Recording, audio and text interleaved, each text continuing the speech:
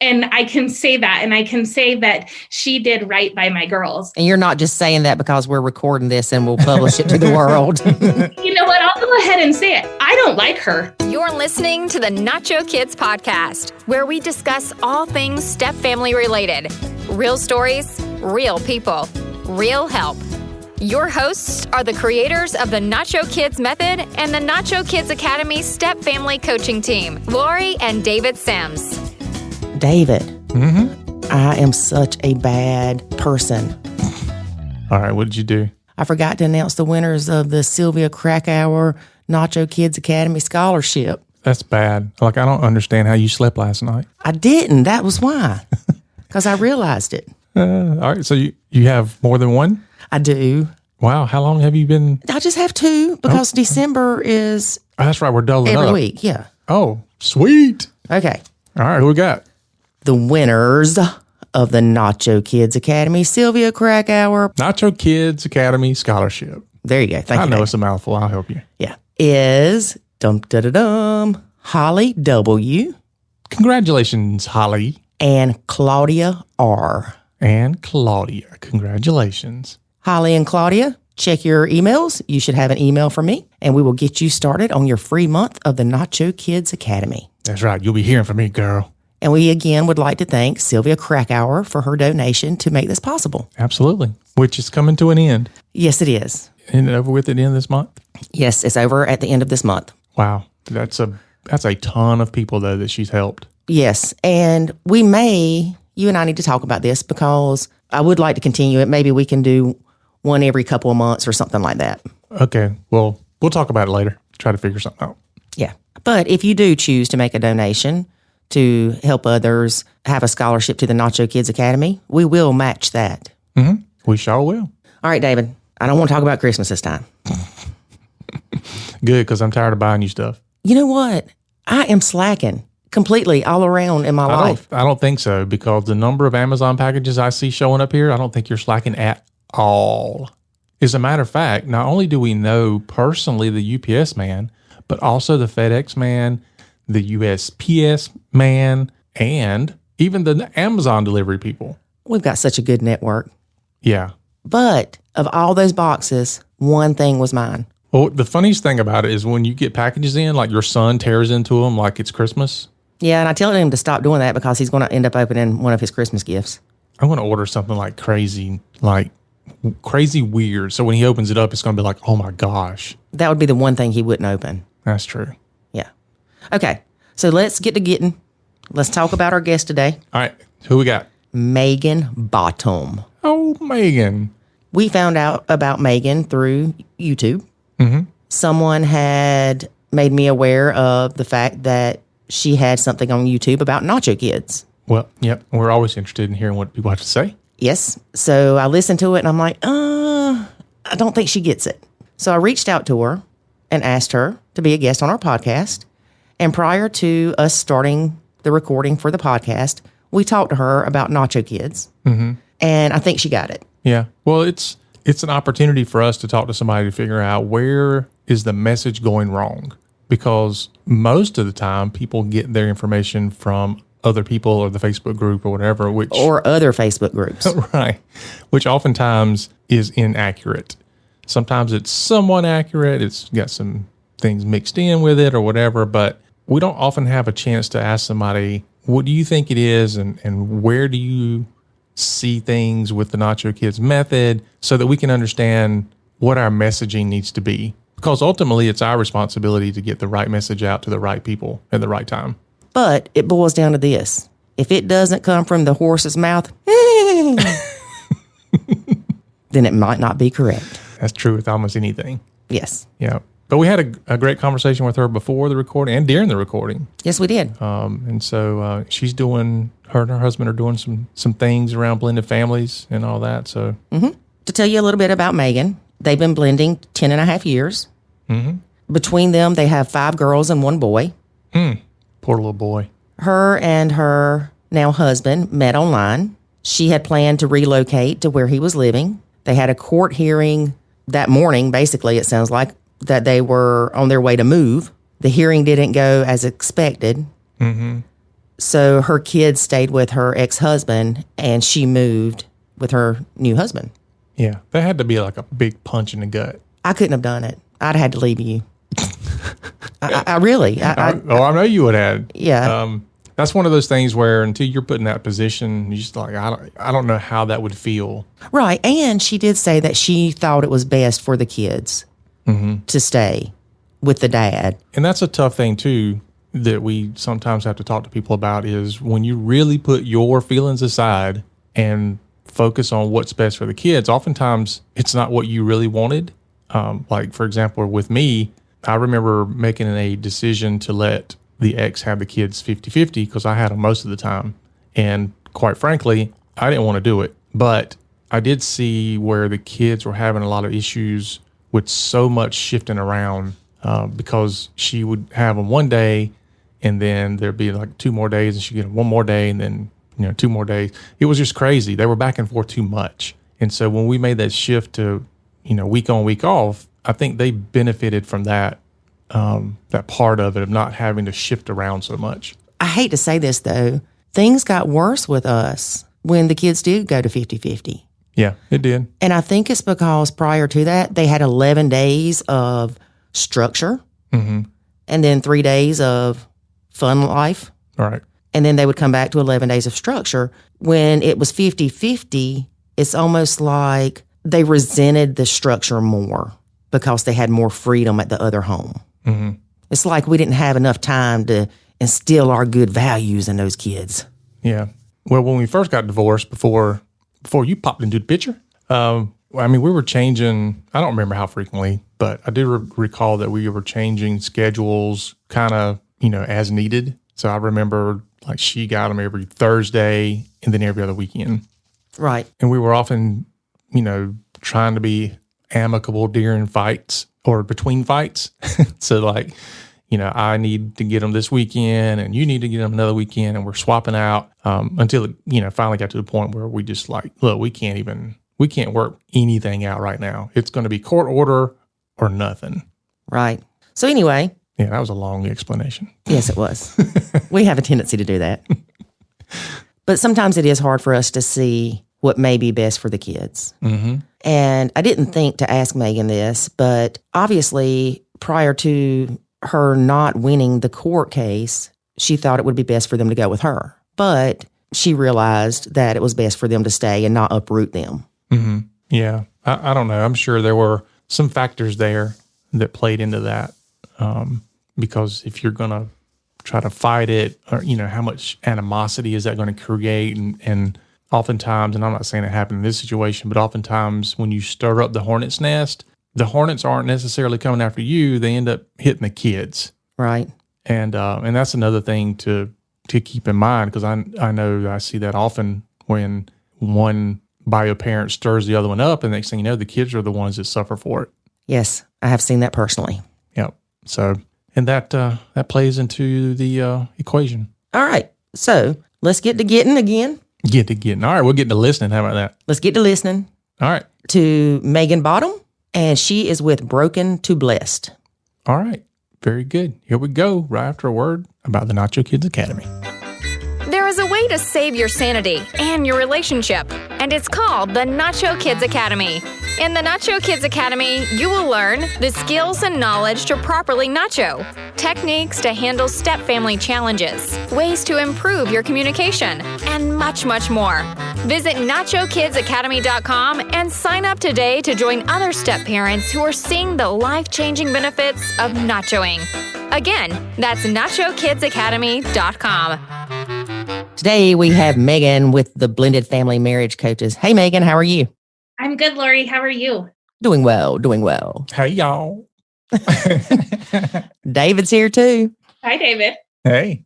All right. So tell us a little bit about you and your blend. How long have you been blending? Well, we have been married for about 10 and a half years now. We jumped into marriage way too soon, if you ask anybody in our family. And we only dated for a short time before we got married. I have 3 kids and my husband has 3 kids. We have 5 girls and 1 boy. Poor little boy. We always say that when he gets married, there's nothing his wife can throw at him that he hasn't already seen. You said you got married pretty quick or too quickly. How quick did you get married? Like in a day? No, we weren't that quick.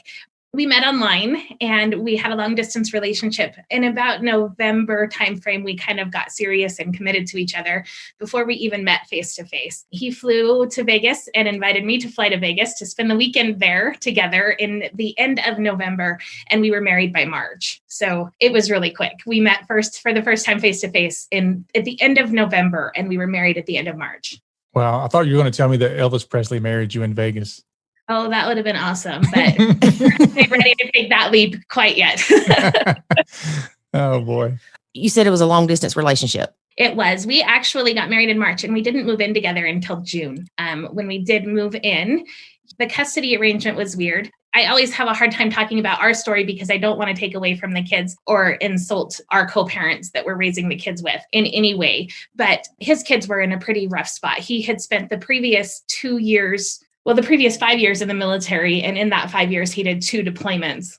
And he really wasn't even very familiar with his own children. And his ex-wife was kind of MIA. She would come and go, and she was not in a good place. We have since reconciled that. She has an amazing relationship with her kids, so I don't want to take that credit from her. It was just not a good place for anybody when we first got married. And my kids stayed here. When I moved there to be with him, my kids stayed here with their dad in the only home, in the only family that they've ever known, in the only school. It was a disaster. So we were married for 3 months, and then we moved in together in June. And we were good for about a year, which is traditional of blended family marriages. And then after that, about the 2-year mark is when things really started to go downhill. Really, the biggest thing that happened at that 2-year mark is that we moved closer to his family and closer to his ex-wife's family as well. So we started co-parenting with the ex-wife as well as with her extended family. So the kids' grandparents and aunts and uncles. We, for the first time, were starting to co-parent with them when before that was never an issue. So that really played a big stress on our marriage. How old were the kids when you got married? They ranged in age. The oldest was 12 and the youngest was 4. And they go his, mine, his, mine, his, mine in age. The older 5 are within 4 years of each other, within 2.5 years of each other. It's easier to do the math right now than it is then. So right now they're 22. One will be 21 this month, 20, 20, 19. Is that all 5 of them? 22, 21, 20, 20, and 19. Yeah. So that's 5. Where's the other one fit? Well, she's 15, 14. So okay. She's coming along, but she's the youngest. She's the baby by far. So we've got 5 right in the same age group. The youngest of the 5 is the boy. So he just turned 19 in September. Wow. Yeah. Yeah. You've got them right there together. That's for sure. We do. And it's funny. Our 2 oldest are Hannah with an H and Tana with a T. So it's kind of funny that. So how did the kids feel about y'all getting married? They didn't know anything about it. Yeah, they did. Not really. No, I'm just kidding. Surprise. Yeah, they were excited. Hindsight's always 20/20, right? And looking back, those poor kids had so much change in such a short time. And this, again, is something that we find very typical within blended families. It's easy for adults. It's not easy, but adults can pinpoint feelings of loneliness or scared or in love or those feelings, but kids have a hard time pinpointing those feelings. So the poor kids, they experience that whole gamut of feelings, and now they're expected to accept this new person into their life as well. I have a history of domestic violence, not with my kids' dad, but with a short relationship shortly after. And my kids had a really hard time trusting my current husband because of that history of domestic violence. And his kids really they were just really unsettled. There was a whole lot of unsettledness among them, and then enter stepmom. So I think that everybody wanted to love the situation and love the people in the situation, but wanting to and actually doing it are 2 different things. Mm-hmm. So you said your kids stayed with their dad. They did. And how far away was that from you? It was a trek, about 1,500 miles. So we moved to Central Texas, and my kids stayed here in Nevada. Wow. Yeah. Not what we wanted. Again, this is hard for me not to. I never want to insult my kids' father because they absolutely adore the man and he's a great dad. But literally, we had a custody hearing on our way to Texas, and that didn't go in our favor like we had anticipated. right, wrong, or indifferent. That's just what happened. So not what we had wanted, not what we had thought was going to happen, but nonetheless, now I have a moving van full of stuff and I'm moving to live with my husband. So it was very interesting to say the least. So you had planned to bring them with you, and then that changed like last minute. Yes, I had planned, like I said, there is definitely a history there of trauma from domestic violence with my children. My children were never harmed, but I was, and they witnessed a lot of that. And so my middle daughter always stayed with her dad from that point forward, but we did a great job of having 50-50 custody of the oldest and the youngest. And that was who I was going to take with me. Okay. That had to be so hard for you to leave your kids. It was unreal. It was very unreal. And I had this moment of, do I choose my husband or do I choose my kids? And really what would be best for them? And that was really when we decided, my husband and I decided that we have to show them what a healthy marriage looks like. And we have to offer them stability. And to be honest with you, the most stable point for them right then was where they were. Like I said, they were going to the only school that they've ever known. They were, in the house that they've known for years. And right then in that moment, the most stability for them was with their dad. But because, we were moving across the country. Mm-hmm. So we made it our goal to show those girls, because I only have girls, the boy is my stepson. We made it our goal to show those girls what a healthy, happy marriage is and why it's important. And now they're amazing. I have an amazing relationship with my daughters. I think you told me, Lori, that this is going to come out in a couple months, so I'll go ahead and make it public. I'm going to be a grandma. My oldest daughter is expecting. She's just barely expecting, but she's expecting, and they're married and happy. And I love the relationship that I get to have now with my kids. We spent summers together. We spent breaks together. I would come here and I had like uninterrupted time with just my kids because my husband would stay back with his kids. And I'd come here for 6 or 7 weeks over the summertime and just get to love on my kids, just me and my kids. And so I have an incredible relationship with my daughters, but they also have a stepmom that is amazing. And I can say that, and I can say that she did right by my girls. And you're not just saying that because we're recording this and we'll publish it to the world. You know what? I'll go ahead and say it. I don't like her. I don't have a good relationship with her at all. We are not friends on social media. We don't communicate. We don't have that. But my girls absolutely love her. And in the end, that's all that matters. Mm-hmm. That's right. She was totally good to my girls. And there were times when I had issues with some of the things that she did, and I would bring that up through their father instead of to her in any way. But in all honesty, she's done totally right by my girls. She's done the best that she can. So in my opinion, that relationship is incredible. And the way that my girls have been able to experience that and have the love of not only my family and me and my husband's family and him and their dad's family and him and their stepmom's family and her, her parents have accepted them. And it's just been a big, we were talking because of the new baby, we're talking, what is everybody going to call? Because you've got like 14 grandparents between the steps and the bios and all of that. So it's just then 10 years ago, I was devastated. But looking back, it was probably the best thing that could have happened for my girls. Yeah. So we're not grandparents yet, but Lori already knows what her name's going to be. What is it going to be, Lori? So my oldest kid, he's in Japan. He's serving in the Air Force. And I went over last year and hung out with him for a little while. And we were on the phone. Lori and I were on the phone, and Avery and I we were just walking down the sidewalk in Japan. And somehow we got on this conversation about grandparents. And so Lori says to Avery, what are you going to have your kid call me when you have a kid? Because I don't want to be granny. Right. and so he says, I'm going to have my kid call you old lady with a ham sandwich. I was like, okay, that's a new one. So I'm going to be old lady with a ham sandwich. That's hilarious. It is. I had a Nana growing up, and I absolutely adore my Nana. And shameless plug, I've recently written a book called Nana's Pearls. And while it's nothing involving my own Nana, there's definitely that connection still there. So I told her, I'm like, I will always be Nana. And I think one of my cousins actually, with their mom, so it would have been like my second cousin or whatever, said, every kid needs a Nana in their life. And I will gladly be the Nana in this kid's life. Is that why you used Nana for your book? No, I want to say, of course it is. My Nana gave me all of these amazing pearls of wisdom throughout her life. And I want that to be true, but it's not. I used it because I love my Nana and I wanted to honor her in some way. It's a fictional story where the maternal grandmother of the stepmom gives these pearls of wisdom, and they call her Nana. So that's where Nana's pearls came from. Okay. I think it's more of an autobiography that Megan's writing. She just don't want to tell anybody. Yeah.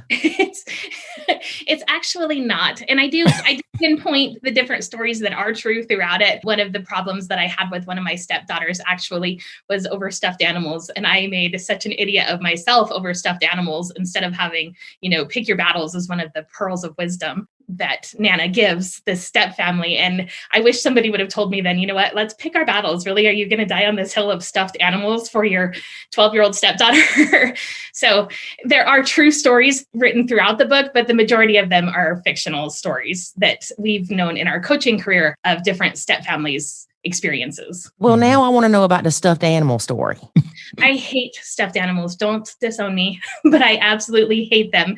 And for whatever reason, I picture like spiders and bugs and dust and all of the things like collecting in stuffed animals, and they take up a ton of space. So I move into this house it's really a 2-bedroom apartment with 3 kids, plus all of my kids' stuff that I took with me, plus my husband and I. And at the time, his parents were living there to help with childcare for his kids. So his parents were transitioning out. I was transitioning in, and I thought that the stuffed animals had to go. So I told her she could keep 2 and the rest of them were gone. And I shattered that poor little 12-year-old girl's life. Like, who am I to come in and say, you can't keep these treasured stuffed animals? And that was a big fight in our family for a long time about stuffed animals. And now we can joke about it. She's 22 years old and she probably has as many stuffed animals now as she did then. She's in counseling, poor thing. Right, for sure. The $1 million question is here, Megan, did you know what you were getting into? No.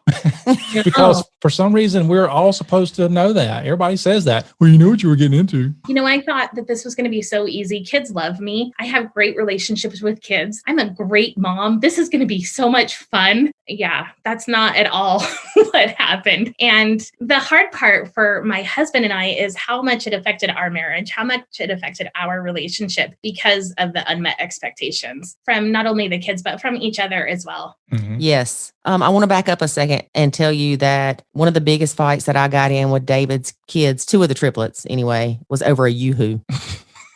Oh. Okay, now I have to hear that story. Well, do you know what a yoo-hoo is? Yeah. Okay, just want to make sure. Well, some people might not. Yeah, a yoo-hoo's a chocolate malted drink, almost like chocolate milk, but it's got a lot of whey in it or something. I don't know. Anyway, they're actually pretty good if you get them cold and shake them up really good. Well, we had the issue of, with him having so many kids, they would go through a 12-pack of yoo-hoos if they drank one a day in 2 days. And so the kind of thing is I would hide my son's snacks or keep them separate so they wouldn't get into them. Well, they got into the yoo-hoos, and it was for my son's lunch or snacks or whatever, because his kids weren't taking their lunch at the time. And so it just ended up this big fight. And yeah, that was the biggest fight that I got into with those kids. I remember standing at the bottom of the steps and one of them was kind of poking his chest out at me. I'm like, come on, big boy. Physically threatening my kids. The proud moment of fighting with a 12-year-old. Yeah. Right. Over stuffed animals or a yoo-hoo. Yeah. Yeah. Yeah. Yeah. It's amazing. Amazing what we'll do sometimes. Not my most proud moment for sure. Right. Nope. And that's why we teach, pick your battles. That's something huge that we teach. I saw it today. Somebody was talking about, I didn't say goodbye to my stepdaughter on Facebook, and I'm like, really, you're going to be that petty with a 6-year-old? Like, I can't understand that. But we go to that level when we're that angry or that confused or our expectations aren't met to that extreme that we are going to go tit for tat with our 12-year-old daughter over stuffed animals. Like, what are we doing? And we teach people, pick your battles. Take your time to really decide what's worth it in the end and have these different milestones that'll help you understand what truly is worth fighting for. So someone posted that they were upset and didn't tell their 6-year-old stepdaughter goodbye. Yeah, they were at a soccer game and she was like begging for attention by doing cartwheels and stuff like that and booing the team that she was supposed to be rooting for. She was just so mad that she was displaying that kind of behavior. So she didn't tell her goodbye. The stepdaughter didn't care. I know. But she cared enough that she had to post this on Facebook. And it just breaks my heart. Like, you're arguing with a 6-year-old, like you're getting that petty. That's petty if it's a 30-year-old, but it's even so much more petty if it's a 6-year-old, and nobody really cares. And you are so upset about it that you feel like you need to post it on Facebook. Yeah, you're right. It is petty. But we get that way, right? Like, I'm not being judgmental, because we get that way when expectations aren't met, or we have unforgiveness towards that person or whatever. Yeah. Mm-hmm. And when I was fully disengaged with the stepkids, that when they would come in, I wouldn't say, hey. Some people could say I was being petty. Well, the reason I didn't say hey to them is because if they didn't respond to me, it made me mad. Well, you wouldn't say hey first. So if they say hey to you, you would say hey back. Right. But you wouldn't try to initiate that conversation. But a lot of people will say, you're the adult. Come on. You should say hey to the kids when they come in. But again, if I said, hey, glad you're here, good to see you, whatever, and they ignored me, it made me mad. Then my anger moved to, David, teach your kids to be respectful and acknowledge my presence. Then it kicked into, it just Stop spirals. calling me a bad parent. What's wrong with you? So, we see the petty stuff in our Facebook group all the time. The best one is, if the stepkids leave trash laying around, put it on their bed. Worst advice ever. Right. No. Right. You're asking to get divorced. Right. Do stupid stuff like that. Yeah, absolutely. Yep. Thank God we didn't get divorced over the yoo-hoo and the stuffed animals though, right, Megan? Oh, it was close. It was close. It was close here too. We always joke, because I was so far away from my family, we always joke that I so many times wanted to say it's over, and he so many times wanted to say here's a one-way ticket. But something just stopped us both to say, no, we have to give this a try. But there were times when, man, we could have just thrown in the towel and gone separate directions. If I would not have sold my house, I'd been gone. Yeah. Mm-hmm. Yep. I'd have kicked the renters out and been like, you got to go. I'm coming back. Right. No. Yeah. Right. We were pretty much beyond gone. I don't even know how we even made it past that little rough patch. Because you love me so much. And at the time I didn't. Dated. At the time we were both driving down the driveway, because we have a long driveway. It's like, I don't know, like a 1/10 of a mile long. So, it took like 20 minutes to drive a 1/10 of a mile. It was like, God, I don't want to go home. Yeah, to the point that you're like, I wonder if anybody's hunting. What's the probability of me getting shot by accident? I don't want to walk back through that door. No, it's like, you have to, breathe and do yoga exercises before you open the door up. Right. Yeah, and the whole ride home, you're already made yourself mad because you're projecting what you think is going to happen. Mm-hmm. Yeah. So how long have you and your husband been doing blended family coaching? We have been active in it. That's a loaded question. We've tried to do it in the past, and it just, when I say tried, we maybe did a few things and then we gave up or got sidetracked. I am famous for following rabbit trails, which will lead to nowhere. And long story short, I have a career in human resources, and that I was just not able to open the doors for that. And I couldn't figure it out. And finally, one day, I had just recently lost my job. It was Thanksgiving. So we were living in Nebraska at the time. We came to Carson City for Thanksgiving, and we drove back to Nebraska, which is an insane drive all the way across I-80. And on the way back, we got a call from our youth pastor at our church that said that his brother had actually died in Washington, D.C. the day before. And he needed somebody to go with him to Washington, D.C. to pick up the ashes and go through his stuff and do everything that you have to do when there's a sudden death in the family. And his mom couldn't go, and his wife was largely pregnant. So, Dwayne, can you please go with me to Washington, D.C.? So my poor husband, we got home, he slept that night, and then he drove to Washington, D.C. So he literally drove from Carson City, Nevada, all the way to Washington, D.C. in like 4 days. And I was stuck home alone without a job, without anything. We really were kind of broke. And I was praying, and I'm like, I don't even know. I'm playing Candy Crush and binge watching probably Friends, because that's my favorite show ever. And I'm praying like, I don't even know what I'm going to do with my life. And an ad for Liberty University came across my screen, and it said, have you ever thought about being a Christian counselor? And I'm like, oh. Well, no. So long story short, before my husband got back from DC, I was fully enrolled full-time into Liberty University online. I'd purchased all my books. I'd done everything, and I got a job as a waitress. So that way I could waitress and put myself back through school and get my degree in Christian counseling. I now have my master's degree in pastoral counseling. And through that, I knew that I needed to be who Dwayne and I needed 10 years ago. I knew that I needed to be the person that could say, okay, is this really a battle worth fighting? Let's pick our battles.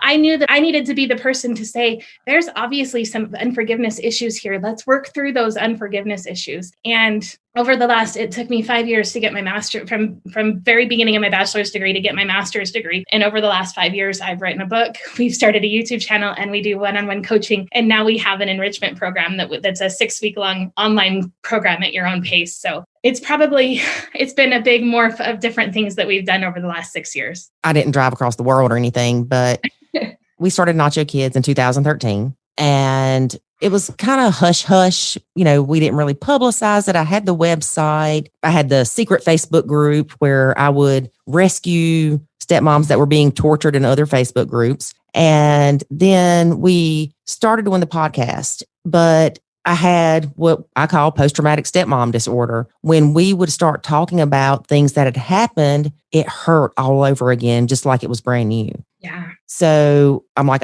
we're not ready. I'm not ready for this. And long story short, over the years, I got better with that. I created the public Facebook group. We started doing the podcast. We created the Nacho Kids Academy. And we had already planned on doing the podcast and the Nacho Kids Academy. And I got laid off from work. Oh. So it's like, perfect timing. Right. But because I already wanted to do it full time, but I wasn't able to. I was afraid to take that step because mostly health insurance and a stable income. Yeah. And so it's kind of like one of those things where it's like, look, I'm going to help you out. You're laid off. Now, what choices do you have? How long ago was that? 2 years. Okay. Awesome. Yes. So we've had a busy 2 years. Mm-hmm. Yeah. And it looks like we're going to have a busier next 20 years. That's how we are too, planning out our next, 20 years or whatever. We really only go 5 years out, but planning our next 5 years, it's crazy. And it's crazy to think that this was the path that we had, I never saw it coming. And I totally relate to you. Even yesterday, I had somebody reach out to me and tell me that they were going to go through divorce. And he told me the reason why we didn't do your marriage enrichment class is because my wife didn't trust you because you didn't have custody of your kids. And it was like, ouch, like you took one thing that I really was self-conscious about. I mean, what kind of mother loses custody of her kids? And that's horrible. And you took that. And even yesterday, like we have so much help. We have helped so many families. We have done so much research to develop these courses. And that one, like you said, that post-traumatic stepmom disorder, like that like triggered me last night. And I had to work through that. Like you don't define who I am and I'm confident in what I've done. And that was hard. So I totally can relate to that. We've learned that there are people that won't help and people that will find excuses to not get help. Mm-hmm. And there are people that just want to complain. Right. And unfortunately, we can't help everybody. Yeah. You have to be willing to put the work in because this isn't easy. It's not like you can join the Nacho Kids Academy and just by joining, your life's perfect. No, it takes a lot of work. I joined the gym and I lost weight immediately. Exactly. Right. We always say that we will give you the tools, but it's just like us handing you a wrench. If we just hand you a wrench, it's a useless chunk of metal. And until you apply it for the tool the thing that it was built to do, it's never going to work. So we can give you the tools. We can hand you the wrenches. But if you don't do the work to apply that to your marriage, it's never going to work. And you're going to continue in the cycle that you're in. Right. And if you try to use it on a banana, it's not going to work. Right. Right. Man. If you use the right tools. Yeah. Yeah. Yeah. We had somebody ask us one time, how successful is your Nacho Kids Academy program? And my response to them was, well, how successful are you at following through? Right. Right. The program works, but are you going to work? Yeah. Yeah. And I think a lot of people underestimate or misunderstand. They think nachoing's easy. Oh, you just step back and don't do nothing. Let me tell you something. Learning to keep my mouth shut was the hardest thing I've ever done in my life. Mm-hmm. Yeah. It is not easy, especially when you're a type A person and you like control. No. Yeah. But so much has came out of that. Just like I'm sure that you've not only learned through your studies of becoming a Christian counselor, but also, you can't beat experience. Right. I'd rather go to a counselor that has been through hell and back to help me get through hell and come back than to go with somebody that's got 4 master's degrees and doesn't know what a blended family is. Right. Now, is your husband also a certified Christian counselor? He's not. My husband is currently at work right now. He is actually a veterans representative. So he helps disabled veterans find employment and find and gain employment. And that's what he does. Our goal is for him to come home full time. But right now, like you said, the benefits are nice. And we are looking at doing that sooner rather than later. But for now, that's where he's at. Well, when he gets laid off, it's time. Mm-hmm. I thought you were going to say he was a veterinarian at first. Oh, no, he's a vet. He's a stuffed animal veterinarian. Trying to heal his daughter's stuffed animal's broken hearts as Megan tossed him out the window. Out. But when you were telling that story, I remember I was probably 6 or 7 maybe. And I probably should not share this with the world, but I'm going to anyway. So I had my stuffed animals and I had my favorites. Well, then I started feeling bad for the ones that weren't my favorites.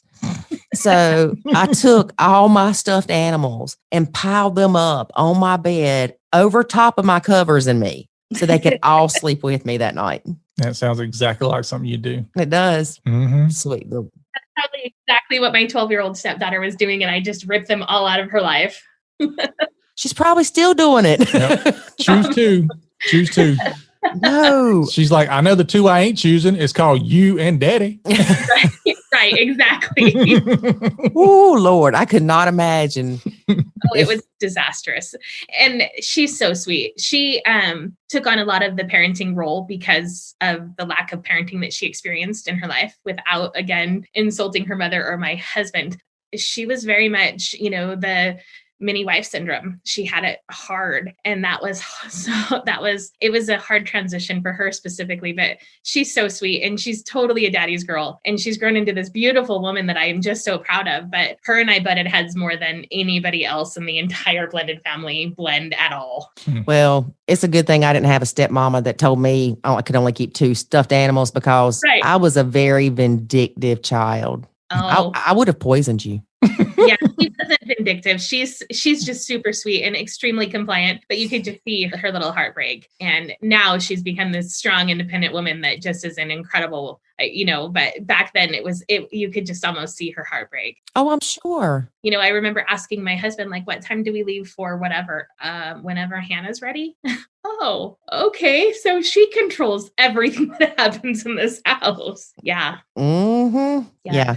So when you said that about the stuffed animals, had you talked that over with your husband prior? Oh, no. No? No, I did everything wrong. I created World War III in my house in that moment with the stuffed animals is what I did. Not only for my poor stepdaughter, but for my poor husband who so I'm a horrible dad because I allow her to have 14 stuffed animals. In that moment, I did everything wrong. Mm-hmm. That's what we tell people. We have a major success built on top of even more major failures. Right. Yeah, exactly.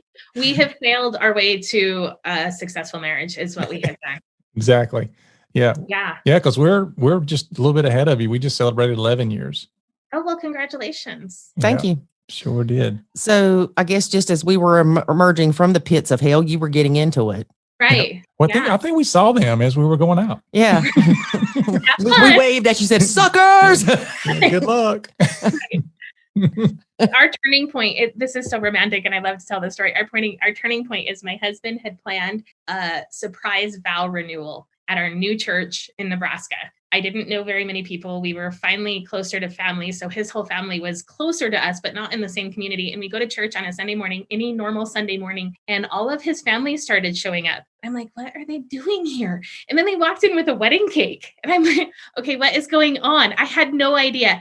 And before the church service started, our pastor called us up and had us renew our vows in front of everybody. And I'm like, you are so lucky that in that moment, I didn't have the thought to say, wait a minute, is this an escape plan? Like, what if I don't say I do again? So your husband was smart enough to know that I ain't going to ask her to do this because don't give her a way out. Exactly. Put her on the spot. That way she'll just go along with it. Yeah. When we got married, it was just us and his kids in the church and the pastor that married us. And that was it. So this time, all of his family was there. He invited everybody from my new work, my new job. There was a ton of people there. And I'm like, oh my goodness, we're actually having a wedding. This is weird. That's so sweet. Yeah, it was. That was really our turning point. And it was then that we decided, we're either going to do this, we're either all in, or we need to just stop. Because we're not fooling anybody. We are, everybody knows that we're a disaster. We're just a mess right now. And we either need to fix this and go all in, or we need to stop. And that was really our turning point. It's all or nothing. This is us. We're going to make this work.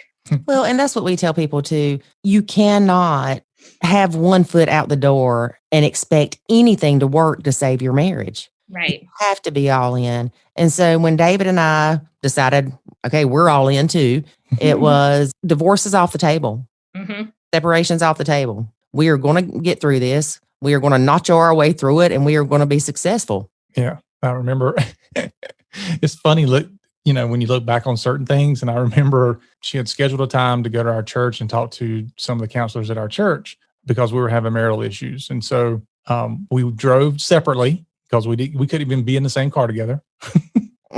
So we drove separately. We get there. There's 3 different people there. And I'm like, they had us spaced apart like on Jerry Springer so they could jump in the middle of us in case we attacked each other. We were in a circle.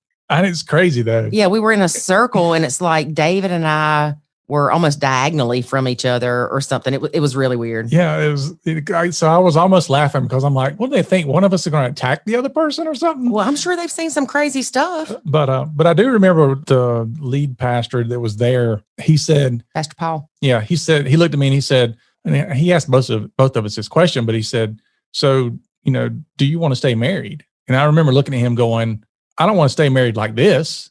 Right. And so that was kind of the point in which it was like, look, it's not that we don't want to stay married, but we don't want to keep going down this path the way it is. We've got to figure out things to change, because what we're doing, as good intentioned as it is not working for us. Mm-mm.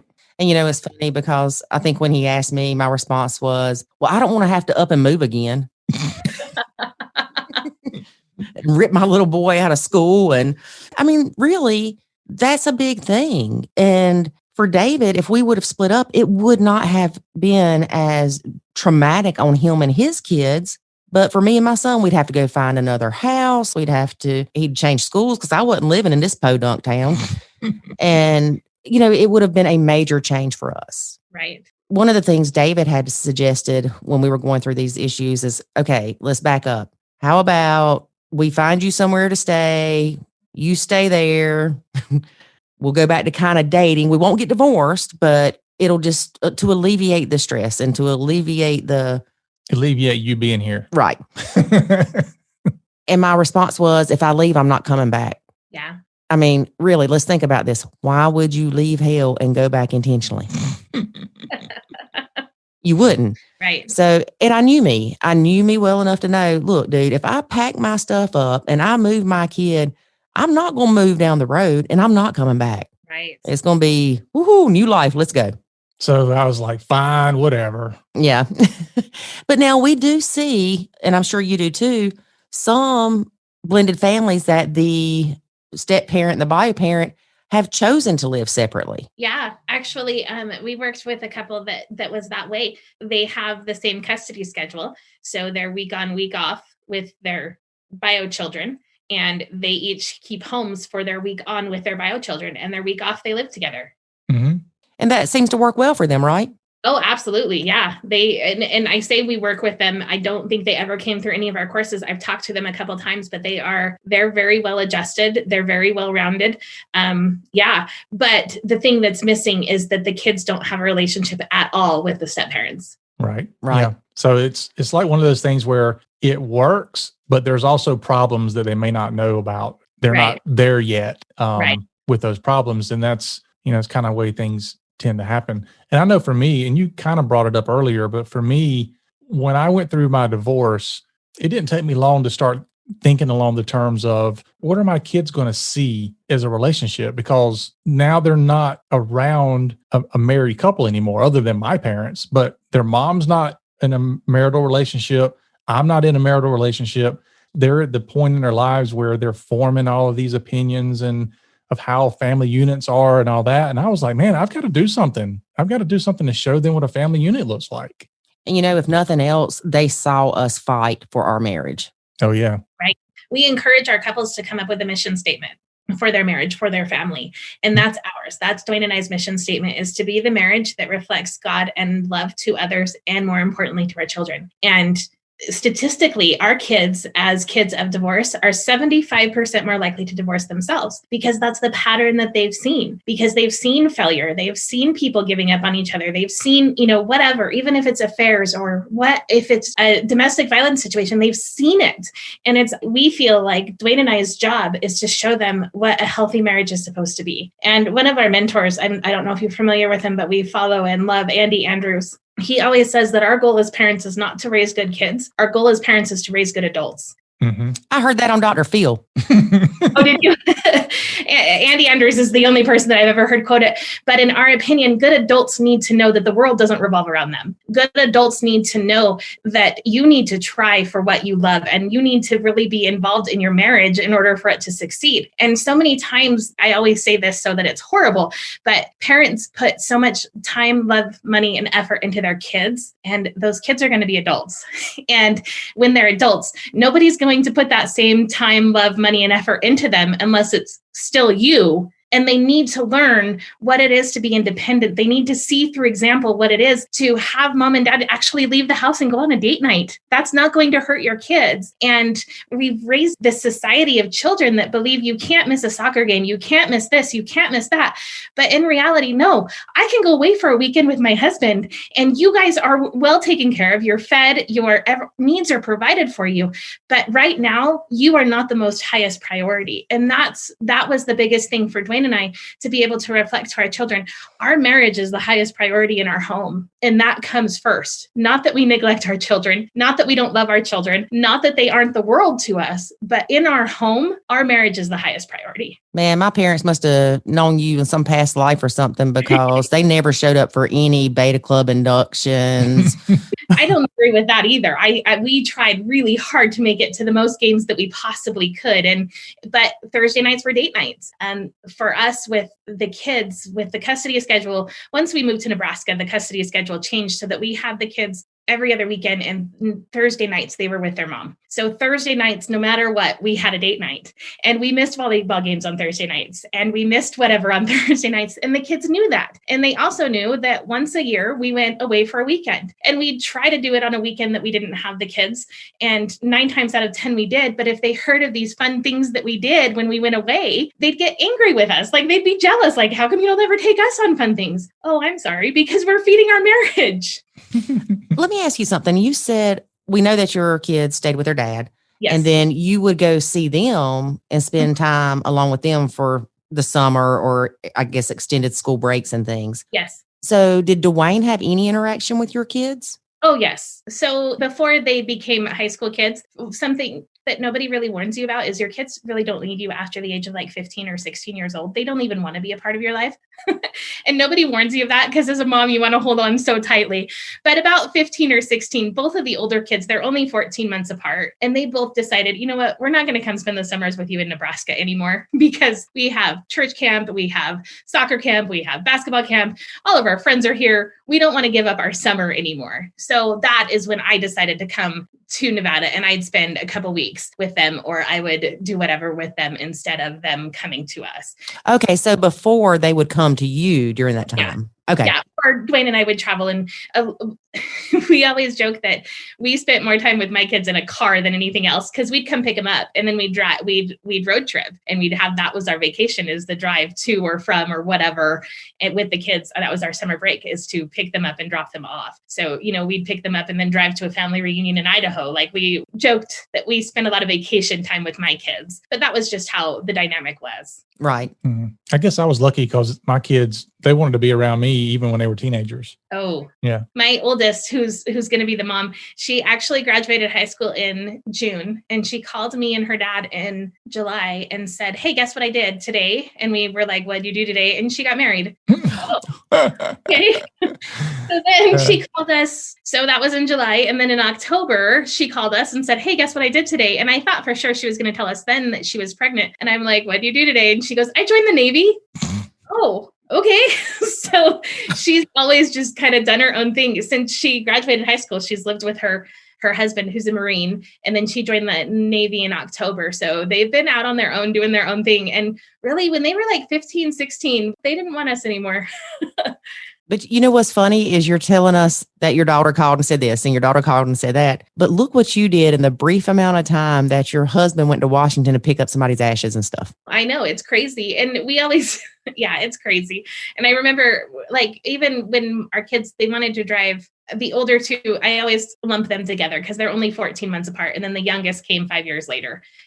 So the older two wanted to drive from their dad's house to my mom's house, which is like 300 miles. And their dad was like so against it and was so mad and angry. And I'm like, dude, do you remember when we were in high school and we headed to San Diego for like 500 miles? Like nobody stopped us then. Why do you care about your daughters? Different when it's your child versus you. Mm-hmm. And it's different when it's daughters versus boys. Yeah, that's true too. Definitely. Yeah. I wouldn't know. Never had daughters. That was by the grace of God. He sure was. He's only got girls. My ex-husband only has girls. He used to tell me all the time that it's not worth trying. It's not worth trying again to get another girl. It's not worth trying for a boy to end up with another girl. And imagine how our poor TJ, the youngest daughter, feels about that comment. Yeah. All right. Well, we're going to name you TJ because that's the closest thing I can name you. That's exactly it. She was going to be TJ, whether she was a boy or a girl. Like she was. Yep. Wow. There you go. Mm-mm. Yeah. Megan, what would you say is the hardest thing that you see and have experienced even with your blend? Like, what's the biggest struggle? It's got to be the lack of boundaries. People don't understand what boundaries are for. And we put up boundaries around the things that we protect, right? We put a fence around our house. We put strong boundaries around the things that are important to us. Beyond a fence, we'll put a security system in and we'll put all of this stuff. But we don't think that we need to put boundaries around our relationships and around our own well-being. And we think that that people will just know and they'll just know that that's wrong and that makes us uncomfortable or that shouldn't happen. When in reality, no, those boundaries haven't been established, and being able to communicate effective and strong boundaries is so important. And it's not something that's taught. It's not something that's discussed. And Dr. Cloud he actually wrote a book called Boundaries. He's like the father of boundaries. Mm-hmm. And he says all the time, where there's friction, there's a lack of boundaries. And we feel so much friction in our blended families. So where is the lack of boundaries? And it might be our parenting styles. It might be we need to nacho. We need to put that boundary in place. It might be that we need to, put a boundary around our in-laws. In-laws and ex-in-laws cause more issues in blended families. And I don't get it. Like, put a boundary around that. You need to protect your relationships in order to do that. So that is probably the biggest thing, is a lack of boundaries within a blended family is the number one thing that leads to failure. Mm-hmm. Oh, yeah. I could tell you some in-law stories for sure. Oh, Lord. There's a lot of boundary pushing going on around here. Yeah, I think we had the police show up a couple times. No, that's not true. Well, we did with your ex, not with Mama. No, not yeah. With the ex, we had to have the law remove her. And sometimes that's what boundary enforcing is. We have that right. Use that right. Like, why do you let that woman into your house? Why do you let that woman onto your property? Why are you letting that happen? Use that right. I'm sorry, I don't mean to laugh, but I just pictured like Granny from the Beverly Hillbillies on the front porch with a shotgun pointed at David's ex going, "Get off my land. You don't live here no more." That's what you sounded like. But, I do have to say that, again, I didn't understand the struggles everybody was going with when we started blending because I was too wrapped up in what I was struggling with. Right. And in hindsight, David's mom had helped him so much with his kids. She took him to school because he had to be at work at 4:00 in the morning or 5:00, whatever time it was. She would fix supper for everybody. I mean, she did so much. So when I came in, I pushed her out. Yeah. And I didn't realize it at the time. I thought, hey, lady, you need to stay out of my house. I don't know who you think you are coming over here when we're gone. But the reality of it was she was used to doing those things. And sweet little David over here did not set those boundaries when we got married. Oh, it's my fault. Yes.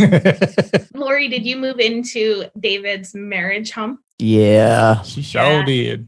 That causes so many issues too. In fact, I wrote that into my book. It's a fictional story. I did not. I didn't have that. Oh, aren't you just lucky?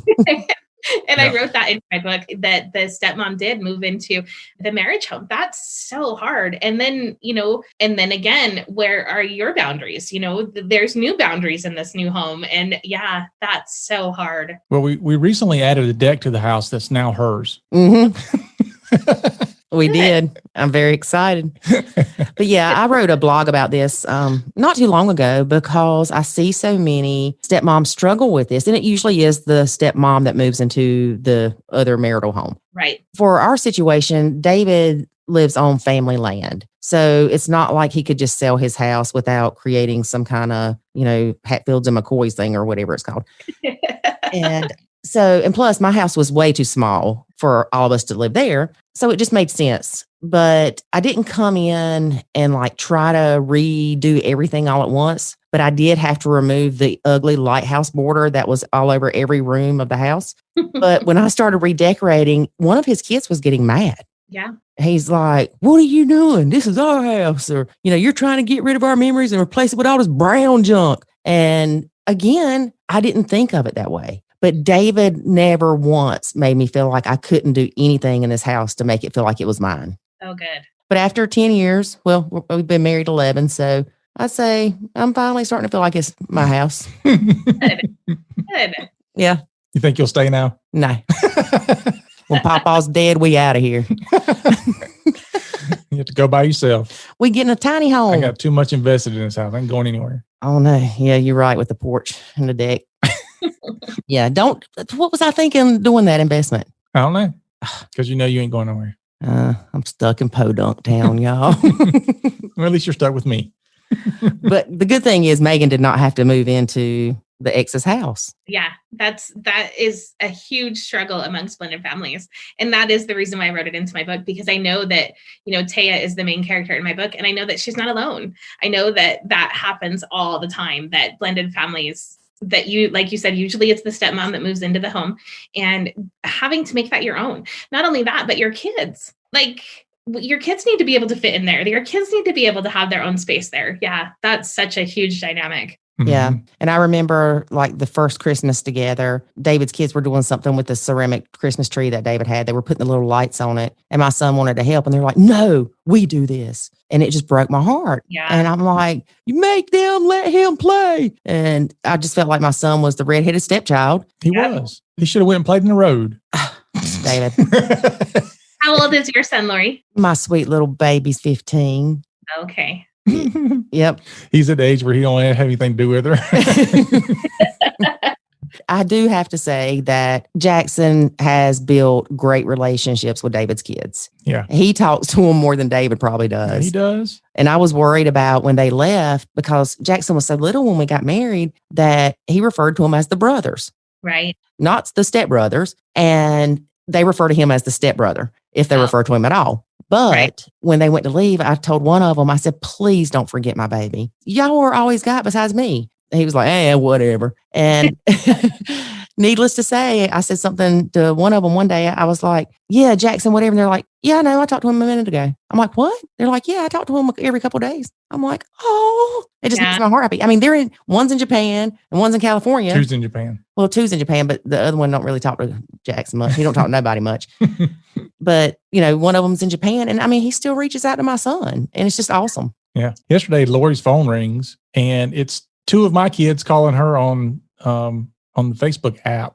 I'm like, "What are they doing calling you?"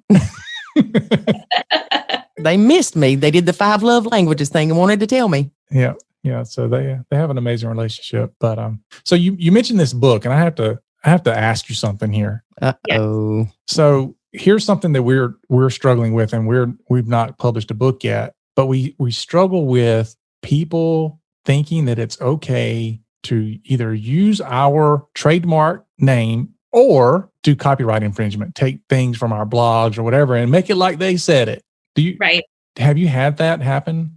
I have. We are just barely in pre-sales. Pre-sales actually started yesterday, and I have already had people from my book launch team take screenshots of the PDF that I have. And then I don't know if you guys are familiar, but Canva is such an easy way to build quotes and cute IG posts and whatever. And she made a cute IG post out of my material. And that's not the only time that that's happened. I've had people It's encouraged if you watch people on how to build an Instagram following, like save things that hit home. So one of the people that I follow is Trey and Leah's Stronger Marriage Workshop. I absolutely love Trey and Leah. I love what they portray. Some of the things that they say things like, touch your spouse more than you touch your phone, which cracks me up. Quit touching me, David. And I'll save that post so that way I can either re-quote it exactly from them, or I can rewrite it in my own way, which to me, I think that's acceptable. In a world where we're all trying to grow on social media, that's acceptable. But when you are literally taking my material, my hard thought out things, and just making them your own, like on Canva, all I ask is for you to just give me the credit. Like, build your following. Yes. Build your following with my quotes. I've done it several times. I think that I quoted Andy Andrews and Dr. Cloud in this podcast. And it'd be stupid of me to not do that, because these are the people where I got the wisdom that I'm trying to make my own and pass on to other people. So it's just very frustrating from that point of view, that there are 5 very specific pearls of wisdom that we teach, that we've built courses around, that now we've written a book on, that we bring people through. And for somebody else to take that, it hurts. They say that writing a book is like having a baby, and it's like they're taking pictures of my baby and putting it on Facebook as their own. And that's not cool. Yeah. Look at my baby. Yeah. We've had instances throughout the 7 years that, I would run across stuff and I'm like, that's mine. I wrote that. Mm-hmm. And I'm like, whoa, that's not right. Or, whoa, hang on. You ain't doing Nacho. That's my thing, because we do have it trademarked. And so we try not to be rude about it, but I'll contact people and say, look, Nacho Kids and Nacho is trademarked. So, would you mind giving us credit for it, or, linking to our website, or changing your blog or whatever it is, your article? And a lot of times they would rather change the article than to just give you, all they had to put was nachokids.com beside it. Right. Or created by Lori and David Sims or something. Right. Or this ain't mine. This ain't mine. Yeah. I can do this. Yeah. It just amazes me how ruthless people are. But I think that I just need to rest on my own morals, that I know what I'm doing is correct. And I know that what I'm doing works. And imitation is the most... Yes, a serious form of flattery. Yeah. And that just means that what we're putting out there is good material. And that just means that it's hitting home to people and they feel like it's good. So I just need to rest on that. And honestly, I have put so much blood, sweat, tears, and work into developing these 5 pearls and really being able to teach them, that nobody's going to be able to compete with me when it comes to my work. Nobody ever will be able to compete with me. And that's kind of what my publisher has told me, that, you need to rest on that this is yours. No, but people will tell you what the pearls mean, even though you created it. Absolutely. They will argue with you about what the pearls mean. Like, shouldn't I know? I wrote the book. No, you shouldn't know. Right. We had somebody arguing with me in the Nacho group, and she's like, who do you think you are? The creator of Nacho? I'm like, well, yes, I am. Thank you very much. Yeah. So, my thing is, look, copyright infringement, trademark infringement, it's theft. I don't care how you look at it. It's stealing. And I'm going to call you out for being a thief, and I'm going to treat you like a thief. Come on, have a little bit of integrity. David's not as nice as I am. He's like, you tell them we're going to burn them a new one. They don't get rid of that. We'll take their whole site down and ruin their life. And I'm just like, hey, sorry to bother you, but I noticed that you wrote this, and it is a trademark. Well, it's just funny that how many people get offended that you call them out on it. It's like, don't get offended. You stole it. Yeah. If somebody walked in my house and stole $100 bill, which I'd look at Lori and go, why we have a $100 bill laying around? But if somebody stole it, I wouldn't just go, oh, that's not going to be okay. I'm like, look, dude, you can't do that. Don't get mad because I caught you stealing something out of my house. It's the same thing. Right. And I do like you. I'll screenshot stuff a lot of times or share it on Facebook. Mm-hmm. I don't use anything directly. If it has from, some other place, then I give them credit for it because it's not mine. And I don't want people to think it's mine. Right. Mm-hmm. So anyway, speaking of things that aren't ours, Megan, tell people how to find you online and your book again. The book is called Nana's Pearls, and you can go to nanaspearls.club and get all the information that you want from there.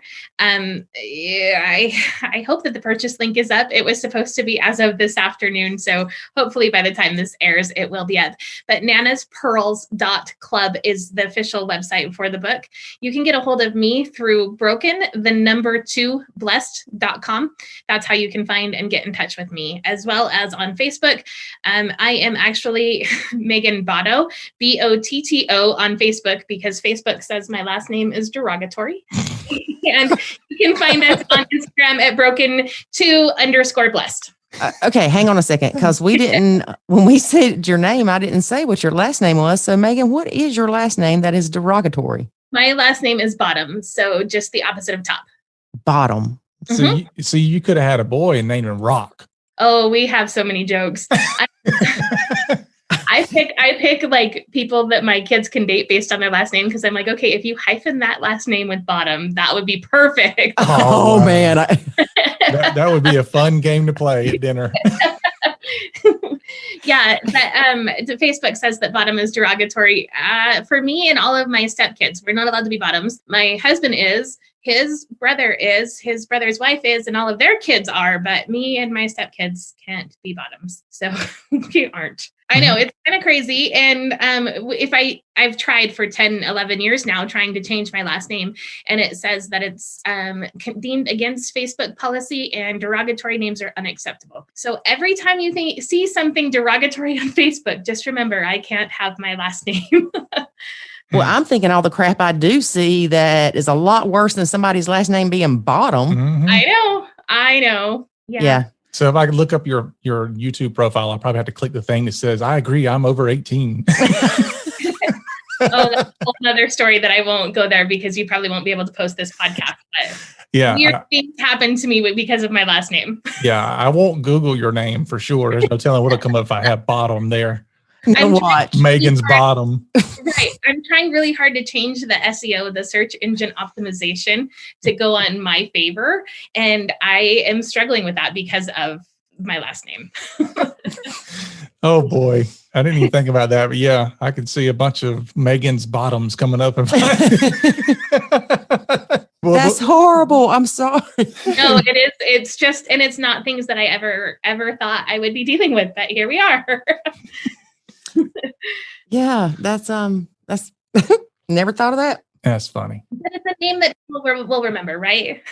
Yep. Yeah, we'll never forget you, Megan Bottom. That's right. So we are now at the bottom of this episode. Awesome. So, Megan, thanks so much for being on the podcast. Oh, you are welcome. Thank you guys for having me. Absolutely. All right, talk to you soon. Okay. All right, bye. I loved Megan's story about the stuffed animals. Yeah, you would. Do you remember that? I remember she took the stuffed animal away from the kid. She made the stepdaughter get rid of all the stuffed animals but 2. I should do that to you. No. Re-listen to this, David. I don't know if you realize how many stuffed animals you have in storage. But they're for our grandbabies. Grandbabies are one of them old stinking things. They ain't stinking. They are stinking. They ain't stinking. Just because you put them in that vacuum pack thing, which actually it's not working anymore. It does work. No, the vacuum seal is broken. You must have broke it. You did something to it. Yeah, I'm sure I did. So you can go, oh, they stink. You need to get rid of them. Well, the good thing is, you won't know for a long time after I get rid of them. David? Yeah, I'm going to jump off on a tangent here for a second. We talk about don't throw the stepkid stuff away, right? Mm-hmm. We do talk about that. David, don't throw your wife's stuff away. When did I ever done that? Any chance you have. No. Remember we went to that yard sale, and this huge community yard sale, and all of a sudden we hear this woman hollering at this man. Oh gosh, yes. I know exactly what you're talking about. And we're like, okay, it's like a train wreck. You can't help but not look. And well, it wasn't, here's what we were doing. We weren't looking, we were listening, but acting like we were shopping at their little table. Yeah. Apparently, the man, we're going to assume was the husband, took her stuff and sold it while she was out shopping the neighborhood for other stuff. because we hear, what did you sell? Where's my blah, blah, blah? What did you sell? Yeah, I heard her say something like, Oh, she cussed a couple times she's too. like, none of your stuff's out here. Everything out here is mine. And I looked at David and said, that would be us if we had a yard sale. No, because like I wouldn't do yours that way. Like I know if I'm going to get rid of your stuff, it's going to be like getting rid of a dead body. You got to be careful and cover your tracks. Don't leave any evidence. I have an issue. I have several, but one of them is I have emotional attachments to things. Oh, is that why? Yeah, I need to look at that. Yeah, you do. I'm working on it. For instance, the other day, David was cleaning out some stuff in a building, and he found something that my sister, that is no longer with us, gave me on my 21st birthday. Well, I can understand keeping that. And the nickel that I gave her when I was 6 years old with a key ring and a stamp out of the cereal box. Okay, we're stretching a little bit. See, those are happy memories. Yeah, and you don't have many of those, so I can understand why you want to hold on to stuff. But I have learned through my trying to help myself that a lot of things do trigger sadness. And some people hold on to those things too for that reason. Like they want to feel sadness, and so they go diving into those places. Right. So I've got some things that I still need to go through of my mom's, who passed away 5 years ago, almost 6. And I've got some things that I still need to go through of my sister's that passed away 3, almost 4 years ago, because I don't want to do it. I just don't want to do it. You feel like you're throwing that person away when you get rid of stuff. So, and I know you can't understand that, David, but. No, because your son said if you died, everything would be thrown away the same week. That's fine. But y'all gonna hate it when y'all throw them pocketbooks away that I stashed some money in that I forgot about myself. Uh-huh. Okay, so we'll go through the pocketbooks. Everything else is gone. You better go have through. a yard sale. Pocketbooks might have money in them. Yeah, you'd regret that. $100 a piece. And then you find out there's $1.50 in it. It'd be a grab bag pocketbook. Yeah. So anyway, all that to say, I don't know what we were talking about. All that to say, if she ever passes away, look us up. We're having a big yard sale. An estate sale. Oh, yeah, that's what it's going to be. Mm-hmm. And David's going to sell my stuffed animals. I am. Yep. Well, that's if they're still here. I'm still trying to figure out how to dig a hole big enough to put them in. But if I pass away, they won't be able to look us up because, Nacho Kids will die with me. That's sad. No, it can live on. Just portions of it will die. Like the interaction with me. Yep. But the videos will be out there to help people forever. Oh, look. See, you're leaving a legacy. I like that. I served a purpose. Yep. Hope I don't drop dead today. See, I told you your ex was wrong. You are not worthless. Okay. We really thank Megan for being a guest on the podcast and for taking the time to talk to us and let us explain what nachoing really is. Mm-hmm. And we look forward to talking to Megan again in the future. Mm-hmm. Absolutely. All right, David, you got anything else to say? No, I think I've dug myself a hole deep enough for today. Yes, you have. And Maybe I'm going to go check my stuffed animals. Maybe I've dug a hole deep enough to put the stuffed animals in. Oh, Mr. California Raisin Man. Look, everything in my life that I've kept can be fit in one small box.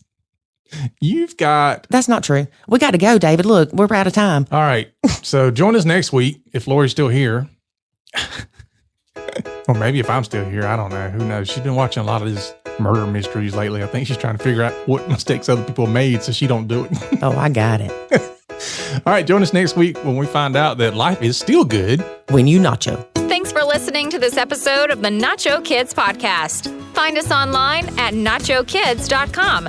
Until next time, remember, life is good when you nacho.